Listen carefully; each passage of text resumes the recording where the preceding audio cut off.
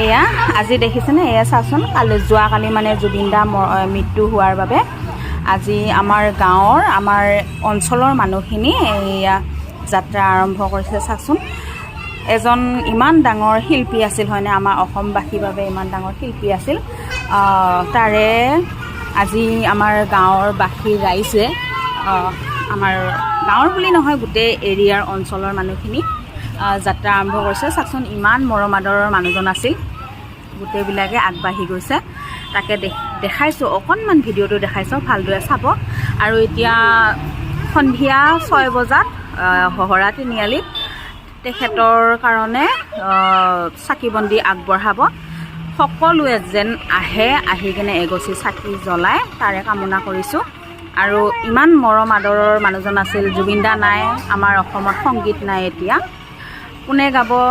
সেনেকুৱা সংগীত সেনেকুৱা মানুহ পাম নে নেপাম নাজানো তাৰ বাবে আজি ভিডিঅ'টো আগবঢ়ালোঁ